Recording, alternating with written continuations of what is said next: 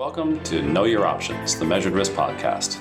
The ultimate guide to navigating the volatile nature of the markets while managing risk purposefully. Join us as we challenge the theory behind traditional asset allocation and dive into the mathematics of investing. Whether you are a seasoned investor or just starting out, this podcast offers valuable insights and practical advice to help you make informed decisions and manage your money wisely. So grab a cup of coffee, sit back, and let's dive into the world of calculated risks together.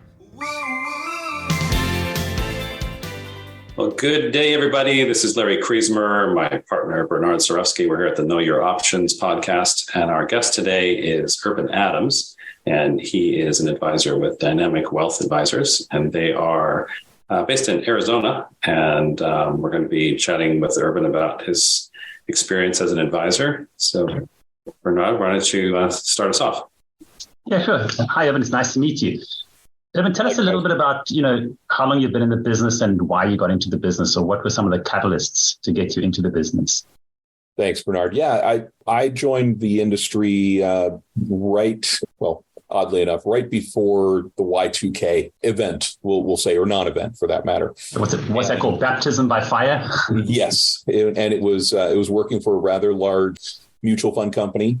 And I remember actually January 1st, 2000, showing up at work and not answering any calls because nothing actually happened. That was a little bit of the baptism. I had been with the firm for a number of months at that point. Joined mainly because I at a previous employer, I was a participant in a 401k in my early to mid 20s, didn't know a great deal about it, but found that I had a lot of interest in not only the investment side, and that's what got me into the industry and started pursuing opportunities there. And things kind of evolved from there, you might say. So you start out with a 401k, and next thing you know that you're a mutual fund wholesaler almost, or what position were you at the mutual fund family? It was a frontline position, the other side of the 800 number, answering calls from self-directed individual advisors, a lot of operational things, a lot of administrative items, but it gave me the opportunity to learn a great deal. And the more I learned about it, obviously that evolved into other roles in the industry. And were you dealing with like the retail part of the 401k field force or the advisor side, or both? It was the retail individual investor. So it wasn't even the 401k space. It was really the self-directed, IRAs, taxable accounts, et cetera, that I was. So that's maybe, 10, 12 years ago or longer? No, 20 years ago. 99, 2000. And that still was, the customers of that company would call up and, and ask for the update on the share price after market close, for instance. Oh, wow. Right, exactly. Gosh, that is some Wayback Machine. That's also the beginning of the tech bubble that was kind of instrumental in Bernard and I looking for a different solution to wealth management. In large part because, gosh, the phrase 201k, I think, was coined by the end of that tech bubble bursting by 2002, 2003, because, wow, sequential losses were just brutal.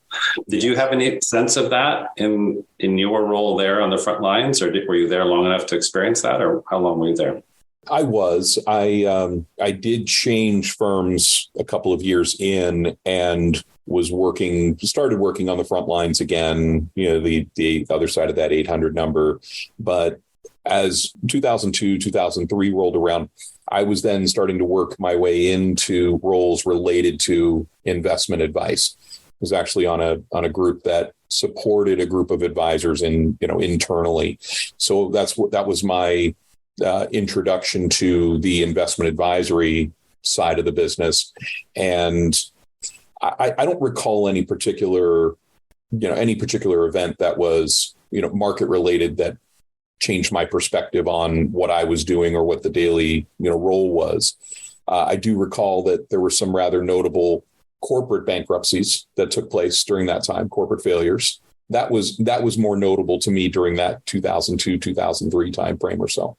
Can you think of any situation where you faced a significant kind of headwind or a challenge or anything, either during that time or since, and like what's the biggest challenge you think you faced and overcome in your time in this industry?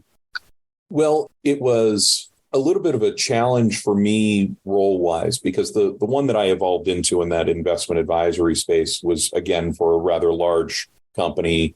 And it was what you might say a piloted program, a new program that they were rolling out. So it really gave an opportunity to be entrepreneurial within a rather large organization. And that meant also a great deal of change. So there were definitely headwinds there from time to time. We had one of my colleagues famously put it, our group had a great deal of responsibility, but yet very little to no authority. And trying to elicit change on a number of different levels could be a challenge at times, but it taught me a lot of great lessons. Fighting against the man. Right? In a way, yes. And it was, and that's where I had reached a crossroads of sorts. And when I left that role, there wasn't a clear career path, if you will, that led to the next opportunity, the next challenge. And I've learned over the years that I'm the type that in some ways or another, I'm always looking for that next challenge. Now, granted, my role as an advisor, that's essentially a permanent one that will carry me through the rest of my working career. But it was a fair amount of trial and error within the industry, finding out what that next challenge was going to be. Yeah. So putting yourself. Yeah. When did you actually, sit across the table from your first client or have somebody engage you as an advisor? How long ago was that? That was about a dozen years ago, 2011. Mm-hmm. when that took place. And I had been fielding throughout the years from friends, acquaintances. I got the sense that if I did at some point and I found what I felt was the right business model, the right way to work with clients, in my view, then, I would take that step. And I felt like I'd had at least the start of a practice at that point. And how was that feeling? I mean, sitting across from the client versus being at the other end of the phone, did you find it much more exhilarating, or was it comparable to just being at the other end of an 800 line? I mean, what was that emotional kind of journey like? I've always felt comfortable in interpersonal interactions, and particularly one-on-one. The larger group conversations, I've had opportunities to. Probably the largest group I've ever spoken to in person probably was fewer than 100. However, I think I feel much more comfortable, I guess you'd say, in those one-on-one or, small group, obviously working with a couple or, that are clients, those types of interactions. I much prefer the in-person, not to jump too far ahead, but thinking about during the time with COVID and we're transitioning to Zoom or other web conferencing, options. And as we unwound from that, sure, there are clients that I meet with that regularly meet on Zoom for a variety of reasons. But one of the things that I do working with clients here in the Phoenix area is I make it very open to them that I do house calls. And that's all I've been doing since COVID was starting to unwind. And it's been very well received. Clients don't have to worry about traveling to my office. I have a flexible enough schedule that I can schedule those meetings with them. I'll, because of the Phoenix area being somewhat dispersed, I'll create meetings that are at least local for, if I have more than one in a given day, something like that. But that's been very rewarding in that respect is meeting clients. It's interesting because I think we can probably do the next 50 podcasts and not meet another advisor who's good doing house calls. So yeah, I'm sure that lends a very personal touch to the whole experience. And speaking of Phoenix, though, oh my gosh, what is it like? Going to be 115 or 120 or something this week for you? It is. Yeah. Oh my goodness. Over the last 30 years, I've spent over 20 here with about 10 years in Southern California, where I have some clients as well. And I do take my little trips there during the summer from time to time to give myself that break. Yeah. I mean, I think I learned a trick from a friend who lives in Scottsdale that they actually have two keys for the car, one to leave inside, so the car is running with the door locked, so they can keep the air conditioning on when they go in to do chores or something. It's unbelievable how hot that is. Yes. Anyway, we digress. So in your practice, are you part of a team? Are you by yourself? Do you have admin support? Are you doing this on your own, or describe your structure? Mostly it's on my own and designed in that fashion because of the nature of doing house calls and having that personalized. I'll share just, quick anecdote that one client, and they're retired. They had to replace their cell phone. You may recall Verizon was getting rid of their 3G and they had to get rid of a phone that only supported 3G. And we made arrangements. I made the appointment at the store for the phone and went with the client. We met, we chose their new phone, went back home and that was, it had nothing to do with investment advice. It had nothing to do with investment planning. So but it gave you the opportunity to put all of the correct ticker symbols in their phone, right? So they could only. We were starting with which apps to add, but they were of the personal nature.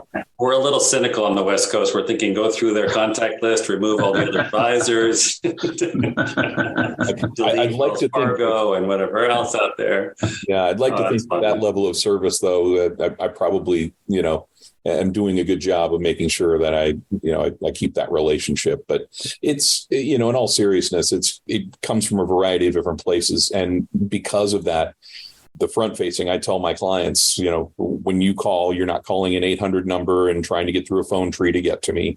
When you call, you're reaching me. If you don't reach me, you're leaving me a voicemail and I'm calling you back. And I've had more than one client remark, "Oh, I didn't expect you to answer." Well, actually you should, because you're calling me and the only time I'm not answering is if I'm in a meeting with someone else.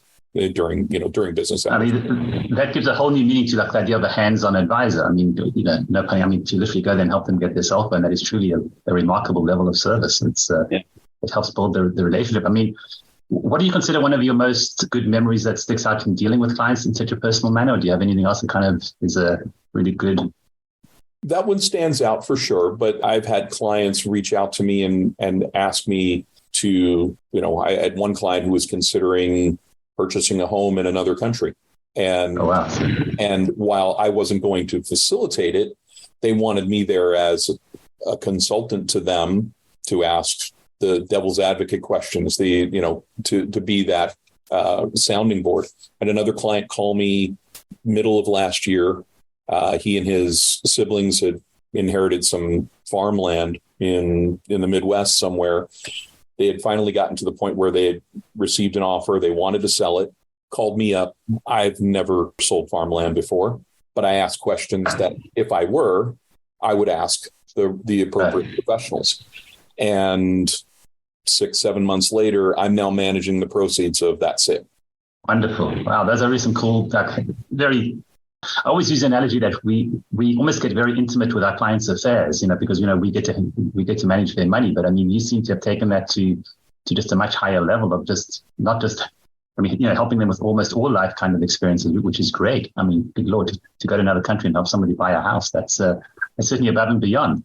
Can you tell us a little bit about, when it comes to making recommendations to clients and things like that, what kind of defaults do you like to go to in terms of, investment choices and what kind of portfolio construction do you look to, or tools do you use to build a portfolio for a client? Recognizing that your relationship is very strong. So your recommendations, I imagine, will be adhered to, I would expect. I would say that for the most part, a lot of the conversations, whether that's a one-off conversation or a regular review meeting, which they get to choose the frequency 2, 3, 4 times a year, whatever they prefer. And what investments or the underlying investments rarely come up. What I do is I utilize a risk assessment tool, which of course is a guideline. It's not the only, factor, because of course I'm gathering all the other financial planning, whether it be data or whether it be, I guess you'd say, the intangible things about their goals.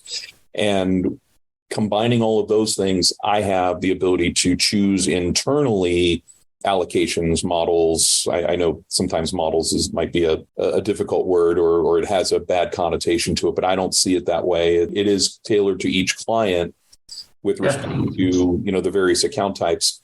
And I really rarely have to push a button on a trade. It's done for me internally. So Larry, back to your question, as far as the team, I've got a rather extensive team behind me, but they're largely in the background. So it's, if you want to call it that, back office, much less a middle office. And I'm really the front office, if you will. Sure. I mean, it's like the firm is collectively over $3 billion in assets and hundreds of employees. So it's certainly, you're not a single person shop by any means. Correct.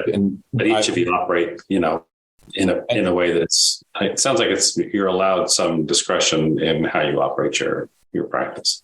Absolutely. Yeah. And I am. And then yet at the same time, in being able to leverage the team between compliance, technology, the day-to-day servicing of the accounts, all of those things that get done for me. I guess you could say I'm delegating them out, but I delegate out a lot of things so that I can perform those functions, like going to the mobile phone store and things like that.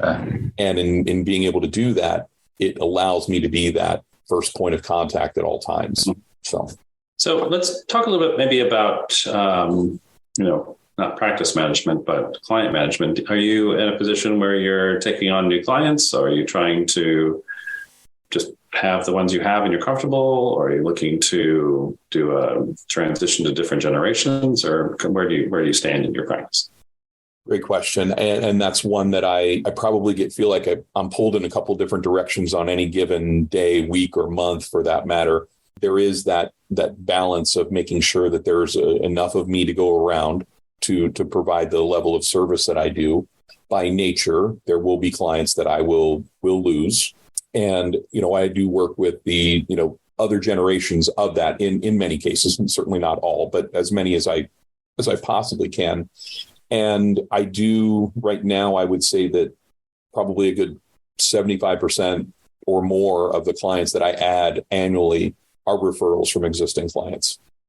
Mm-hmm. Right. Sense. I suppose with the level of care that you provide, you need to have that strong back office to support you, because of for you to have the time to say, because it almost feels to me that you're almost taking on I use this term loosely, like almost a parental role, in the sense that you're always there to be kind of like a father figure, for lack of a better term, when it comes to any kind of financial decision making, which is great. But again, it obviously does consume more time, which is an interesting thing. But that, I think that's really wonderful way to be.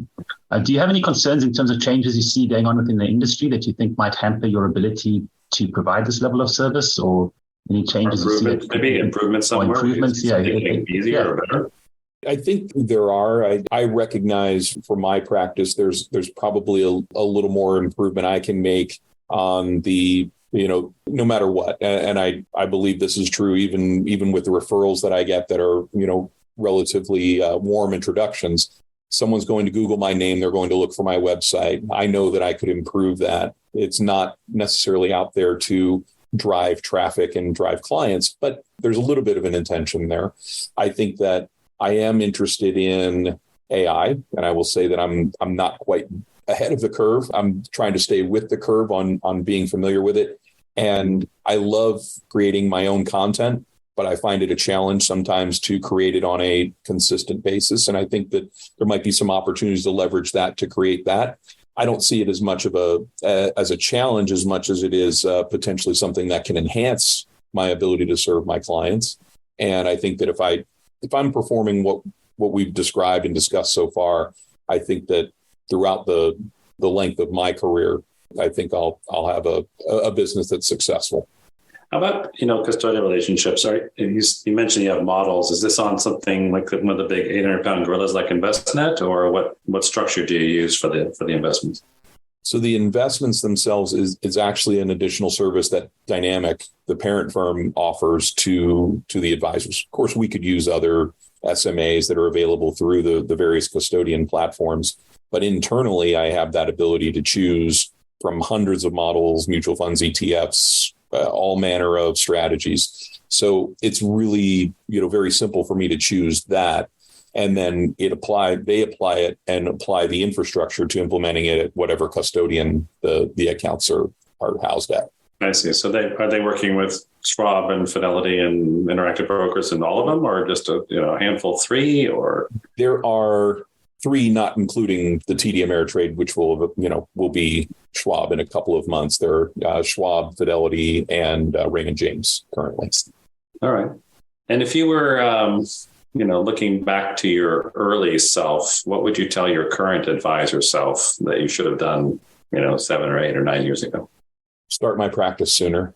Mm. There's a great deal more personal and career satisfaction around that. I would have started earlier.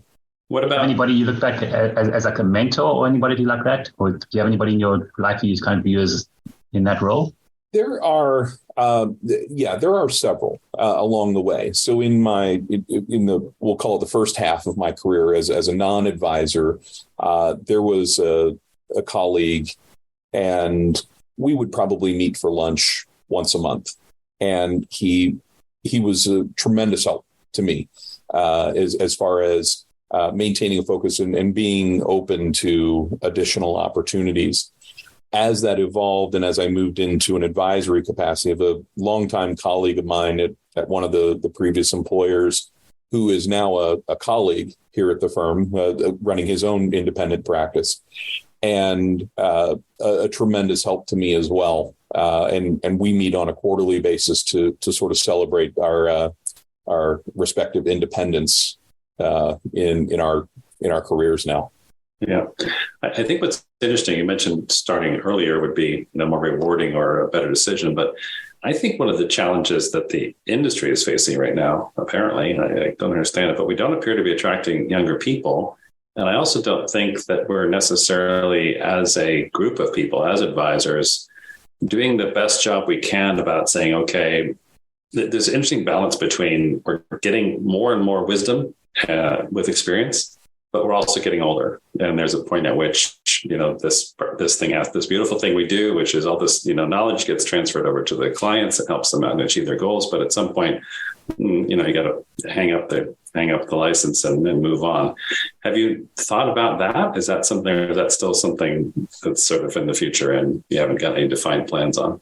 I think you're spot on there, because I've been on completed just over 2 years ago now an acquisition for a colleague who retired, and we spent a good bit of time leading up to it, and now these clients have been working with me going on 3 years in many cases. That advisor, is quite a few years older than me, and I actually have 2 other successions, or at least I'm the continuity partner should something happen, for two other colleagues right now. So I'm still in that mode, although I'd be remiss if I wasn't looking at both sides of that, and I have. And there is that proverbial bus or a bread truck, whatever analogy you wish to use, that's in place, but long term. Still trying to identify who that might be. And I will say it's a challenge, and it's a challenge in our industry because you have, and I've seen this in other firms. I've consulted to advisors over the years as well. And you see that challenge because you have that new advisor, junior advisor, for lack of a better term. And there's the desire to bring them along, but you bring them along and there's got to be some level of incentive for them to stick around, whether that's building their own clientele. There's an ownership opportunity in some way or another. And it's not the kind of career that you can just, especially in a model that's not salary based or commission based, it's very difficult to create that critical mass to earn a living. And I think that's part of the challenge too, is that I think many more younger people who have an interest in this career would join. But that challenge is, how do you get to that first 10 million, 15 million, 20 million before you have a viable income? Yeah, Larry's told the story on more than one occasion how when he first started out, he never had any gray hair. And so he felt like credibility was an issue but now he's got plenty, don't worry. If there were super credible. Super credible. Yeah, on that fine line between no hair and gray hair. Yes, okay. And I've got it covered for both of us. So that's the sign of wisdom, I think. You can see right through to exactly. the good ideas. But it's interesting, I'm just reflecting, your business model is such a high touch model, and doing the proverbial house calls, which is amazing. To imbue that into someone, coming in and starting with you, to get that kind of desire for that level of service. I think it adds another level of complexity to the challenge, I think. And I would, which I admire. That's an interesting point, but I would say, I'm just going to step in and observe here, but I think if you're doing a transition and those clients are going to be older, because you're going to be older and they're going to be older when that happens, really it's the handoff to the next generation that I think is going to be the part that has to occur successfully. And I think that there's room for having a junior apprentice advisor or even a team. For all I know, we may just never meet in person anymore, and we just do Zoom. And I would say actually our experience, for me anyway, personally, is that a lot of our clients have decided that Zoom is the better way. It's more convenient for them. We have the tools in front of us to screen share, and we don't have to crane our necks around and see, trying to share a screen together. So it's actually been pretty positive for us. But each advisor and all their clients are going to have their own way that it all sort of sorts out and fits together ultimately. Right. And I do have clients that are here locally that I'll offer it, but they'll opt for the Zoom instead, and that's okay. I much like the frequency of the meetings on an annual basis, I let them decide the manner in which we meet. And sure. I feel like by giving clients that choice, then it's rather than me dictating the terms, it's a collaborative arrangement. It's a relationship. So I let them tell me how often do you want to hear from me? You get the emails, you get quarterly emails, and tell me how often you want to meet and check in on your progress. That's great. That's really great. Well, I think we've reached about the time where we are going to move into wrapping up our conversation. Is there anything that we maybe should have asked, or any secrets you want to reveal here about the practice or yourself that the audience would like to know about? I do. It might sound a bit campy, but I really do feel like I landed, eventually in the right profession, the right career, the right way to have, like I said, the life as well as career satisfaction and doing things. My background too, I spent 15 years as a youth and young adult sports coach. And there are a ton of parallels between coaching athletes and clients. And we could spend an entire session just talking about that, but I'll save that for another time. But that's, really feel like I found the right place. And for those who feel similarly, those who are thinking about entering this, I'd strongly encourage it. Listen, sorry, go ahead, Bernard. I did have one final question. Is there anything that keeps you up at night about either the business, economically, or just in terms of clients, anything that keeps you up at night, or not really? I'd like to say that there's nothing. I don't, and I don't want to sound overconfident by saying I don't worry about it. Of course, I worry about all of my clients. I worry about their long-term success. I believe in the process that we go through, and that allows me to sleep well at night, but it's certainly not without concern or worry. Yeah, just nothing. There isn't any one singular thing that says I have, a great concern for the future of this profession, for instance. Sure. All right. Well, Urban, thank you very much for spending your time with us today. And we look forward to getting to maybe meet you at one of these times that we're out in Arizona. I know we've got an associate out there. So again, thanks very much for sharing your thoughts with us. Thanks, Larry. Thanks, Bernard. This interview also may contain statements that constitute endorsements of measured risk portfolios, also known as MRP. Please note that any such statements are not made by clients of MRP, but by representatives of other investment advisory firms that work with MRP. No compensation was offered or given in exchange for these statements. However, a conflict of interest exists due to the incentive to give an endorsement in the interest of a good future working relationship between the endorser and MRP.